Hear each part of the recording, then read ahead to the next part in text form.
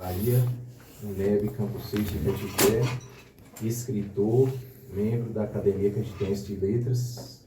Professor Zezito, bom dia.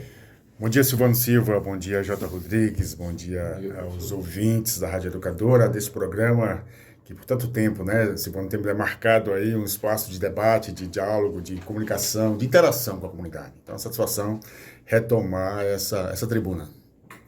Professor Zezito, um assunto importante, né, para que a gente possa ter, nesse sentido, a oportunidade de tratar de algo que marca bem a nossa Caetité no contexto da independência do Brasil na Bahia, e assim nós temos essa participação também de Caetité nesse contexto e sobretudo falar do 2 de julho, falar de Caetité é algo assim, importante, né, para nós, no sentido dos que já são de Caetité, dos que chegam a Caetité, pessoas de empresas diversas que vêm morar na nossa região, a área de cobertura da nossa Rádio Educadora, que possa entender um pouco dessa importante participação de Caetité dentro desse contexto da independência do Brasil na Bahia, com a participação de Caetité e essas pesquisas que vocês têm desenvolvido, esse trabalho que está sendo colocado aqui como tema de hoje para os nossos ouvintes do nosso Jornal da Manhã,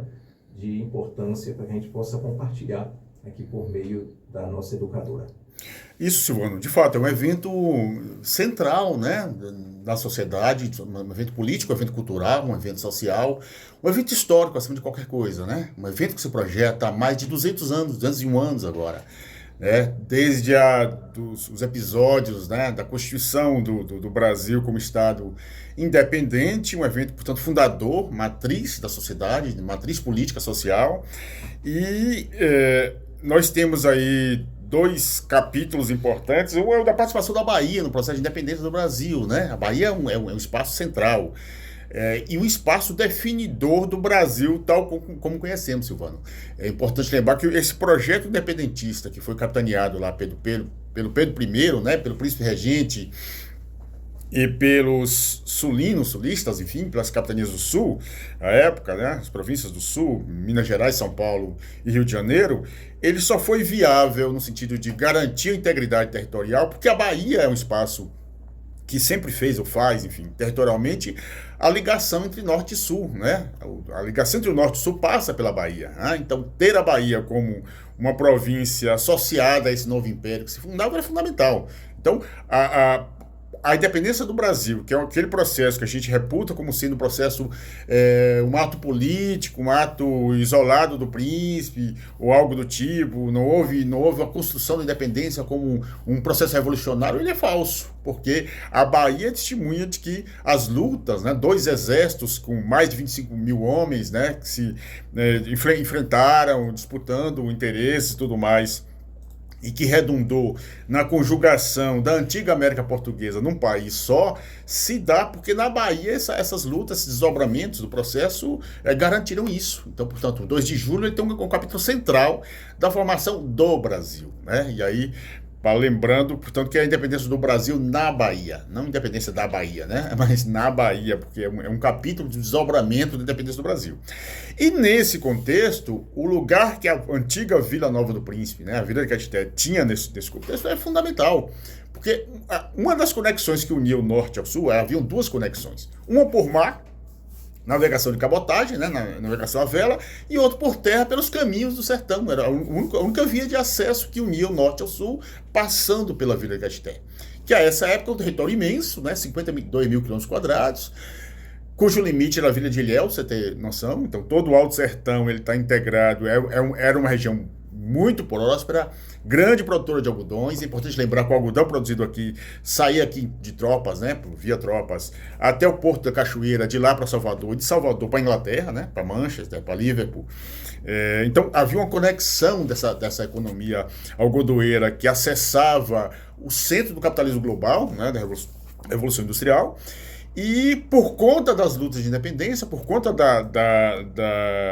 do processo que o exército português toma a Salvador, né, para garantir a não adesão da Bahia à independência, inviabiliza a exportação dos algodões. Então isso obriga com que os fazendeiros do sertão, os produtores de algodão do sertão, se mobilizem e tomem para si essa causa da independência como uma causa sua também. Portanto, as nossas pesquisas, Silvano, conduzem à seguinte questão.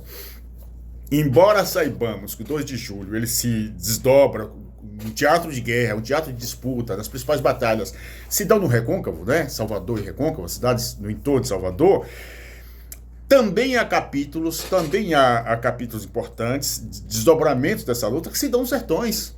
Né? Por exemplo, as famílias portuguesas que na luta com os tais brasileiros, né? Isso na verdade é um partidarismo da época, em razão da guerra, elas fogem para a região de Caeté. E aqui há capítulos de enfrentamentos também, né? Portugueses versus brasileiros, que não ficam só no contexto da independência, que se projetam até 1825, mais ou menos, e há uma disputa do jogo de interesse. Então, nesses enfrentamentos, nós temos, então, uma participação decisiva dessa Vila Nova do Príncipe, dessa Vila de Caeté, né? Não só através do Senado da Câmara, onde se organiza a resistência, né? O antigo sargento-mó da Companhia de Milícias, Francisco de Souza Lima, organiza a resistência, constitui, inclusive há ameaças de enfrentamento, há uma tropa que é enviada para cá pelo ouvidor da Jacobina, porque queria garantir a adesão dessa vila,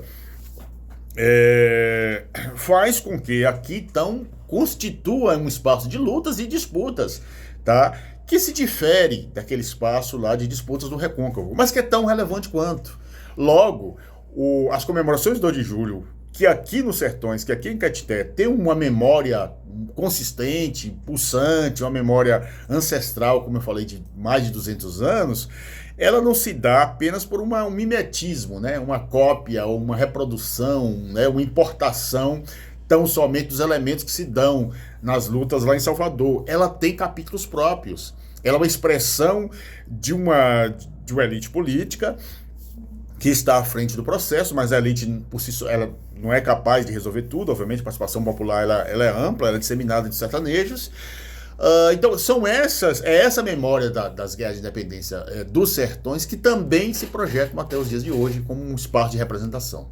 Né? Então, acho que isso é relevante colocar, porque sinaliza de que maneira a sociedade regional sertaneja tem participação nessa guerra.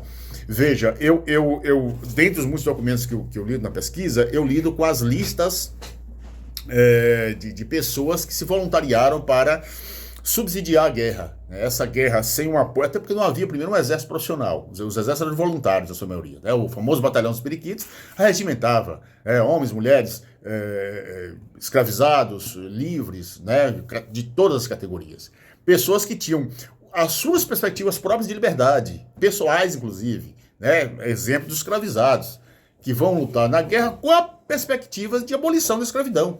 Que essa independência se traduzisse numa independência ampla, profunda, social, capaz de emancipar categorias sociais importantes, o que não se deu, infelizmente, na sequência, mas que a luta contemplava isso. Então, nessas listas de subscritores, que eram pessoas que voluntariavam, que ofereciam dinheiro, carga de algodão, os registros são amplos, gado, enfim, os recursos que tinha num projeto que contemplava ali a sua perspectiva pessoal de liberdade, aparecem desde os grandes fazendeiros, claro, com contribuições mais vultosas, mas a presença de padres, a presença de pequenos lavradores, a presença de mulheres, importante, e a presença de escravizados. Né? Ano passado eu revelei, inclusive, a figura do Caetano africano, que aparece lá relatado como sendo provavelmente um escravizado, e o sobrenome diz, né? Ele não é um crioulo, ele não é um escravo nascido no Brasil, ele é um africano, ele foi comprado recentemente, ou seja, é alguém que eu não consegui levantar a biografia, porque não é fácil, os registros não estão escritos, né? Estão na memória, e aí é alguém que se voluntariam com a verba, muito provavelmente, e aí são, obviamente, hipóteses, né? Na perspectiva de, obviamente, que o projeto de emancipação, né, de independência, contemplasse também a sua liberdade. Então, essa luta ela tem que ser lembrada a partir de vários desdobramentos e vários vieses, né? Primeiro que os sertões ele tem uma participação efetiva e decisiva nessa guerra de independência. Segundo, que há múltiplos sujeitos envolvidos nela, múltiplos agentes sociais e políticos. Cada um deles tinha uma perspectiva de liberdade. Claro que o desdobramento disso posteriormente, né, vai levar à reafirmação, infelizmente, de uma sociedade, por muito tempo ainda, mercantil escravista, que até o início da República, né, prevalece assim.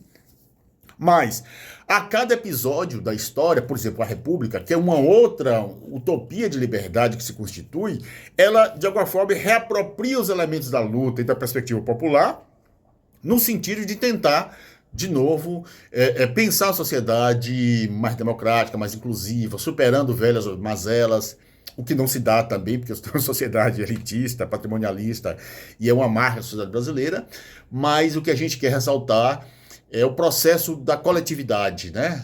Dos múltiplos sujeitos, das múltiplas perspectivas, dos múltiplos projetos que estão contemplados nessa independência. Por isso ela é relevante, por isso ela é importante que seja rememorada, por isso que a memória local tem uma força muito grande, e por isso que a cada tempo essa festa, essa celebração se renova, e ao se renovar, estabelece novas questões, né? Novos diálogos com o presente. Qual o sentido, né? Qual é aquilo que justifica a sociedade parar nesse 2 de julho para rememorar um evento como esse, celebrar, buscando não só no passado, muito ancestral, mas também no presente os elementos da sociedade que ainda precisa se aperfeiçoar, superar mazelas de sempre, se constituir em perspectiva republicana, numa sociedade de direitos e não uma sociedade de privilégios. Quer dizer, há vários elementos e vários projetos abertos ainda, né, aos dias de hoje, portanto a gente tem que se apropriar e tocar adiante esse evento histórico aí já de tanto tempo.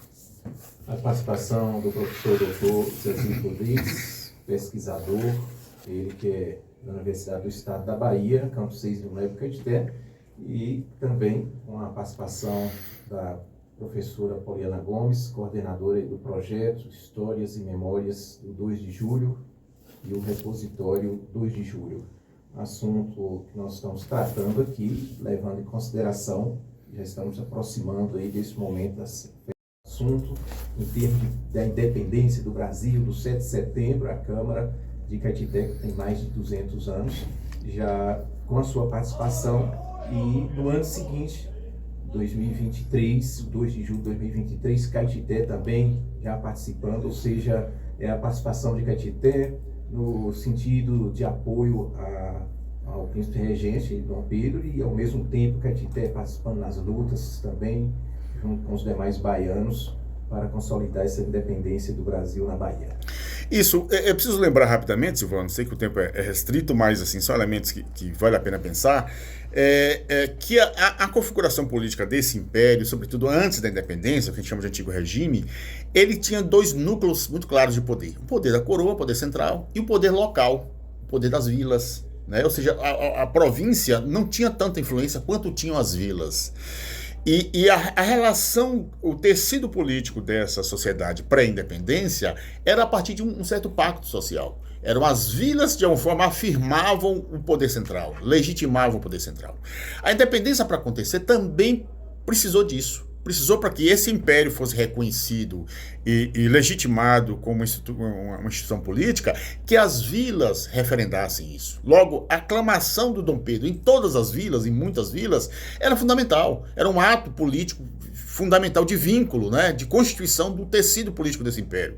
Então a Vila de Caetité, até antes do que a Vila de Cachoeira, né, em agosto ainda, de 1823, de 1822, reafirma isso, né? Em 15 de agosto ela afirma, considerando o interesse dos grandes proprietários de algodão, dos negócios que estavam parados, prejudicados, da interrupção de um ciclo de riqueza muito interessante, muito alvissareiro para os sertões, era preciso encontrar nesse império uma saída, né, para esses impasses que se colocavam no momento. Então, não só a vila afirmou isso e fez isso numa sessão na igreja, inclusive não foi nem na Câmara, dado o número de pessoas que se voluntariaram. Depois disso, aí um outro episódio mais tarde, muitos moradores aqui, chamados reinóis, porque não eram brasileiros, eram portugueses que se casavam aqui, se constituíam aqui, tiveram que pedir no tabelião uma certidão de que eles participaram e aderiram para se filiar como novo cidadão político desse novo império.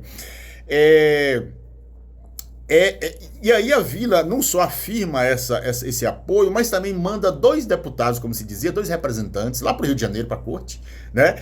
Vão levar uma carta da Vila dando demonstração do apoio, isso uma viagem a cavalo, com alguns meses, quer dizer, um processo longo. Eles são recebidos pelo José Bonifácio e eles não só recebem do José Bonifácio uma carta reafirmando os agradecimentos do Pedro I, a adesão à Vila de Caetité, ao seu projeto, mas como essa carta é enviada para a Vila, intuindo que essa Vila, né, sugerindo que essa Vila faça adesão à Vila de Cachoeira, que era um problema até então. Não havia uma unanimidade, né? Até porque a Vila de Rio de Contas, que também inicia o processo, tem um outro projeto, que é se separar Rio de Contas, Caetité e as vilas do norte de Minas, Minas Novas do Araçuaí, por exemplo, e que for fazer uma província nova, e constituir uma nova província. Então, nada estava fechado ainda, nada estava definido ainda. Então, quando Caetité reafirma a adesão ao Dom Pedro e depois se alia à Vila de Cachoeira, ela está dando um passo importante para que a constituição do tecido político do Império se afirme. Tá? E isso foi decisivo. Então não é o desembainhar de espada do Dom Pedro que define a independência. São esses capítulos que se seguem aí, né, de enfrentamento e também de constituição de um tecido político fundamental. Então, aqui se cria uma cultura política de participação direta nos episódios, né? Então, no contato. Então, são 2 momentos que a Vila manda representantes para o Rio de Janeiro. Primeiro, nesse momento, né, de definição da adesão, e mais tarde, na coroação, que se dá em dezembro, do Pedro I, e eles também participam lá na igreja, na catedral lá do Rio de Janeiro, da coroação do Pedro I. Então, 2 momentos que a Vila está presente, sendo representada. E, por fim, para fechar, nós vamos ter também um episódio que é a presença aqui do Major Silva Castro, que foi o comandante do Batalhão dos Periquitos, né, o avô do Castro Alves, que, tendo sido preso lá em Salvador, no Forte do Mar, no Forte São Marcelo, depois da independência, porque o Batalhão dos Periquitos, onde tinham os escravos e ex-escravos, passada a independência, eles não recebem a liberdade prometida, eles se rebelam, né? Inclusive há enfrentamentos e a morte do comandante, até do Felisberto Gomes Caldeira, e em função dessa morte o comandante é preso, ele foge para Caetité, ele se casa aqui com a viúva do Antoninho Ladeia, né? Ele se torna herdeiro da Fazenda Cajueiro, um dos homens mais ricos dos sertões, e ele aqui também consolida essa memória, né? Ajuda a consolidar a memória da independência, que para nós é muito cara e que se projeta até os dias de hoje. Ouvindo o professor doutor Zezito Rodrigues, pesquisador e membro da Academia de Letras, escritor, professor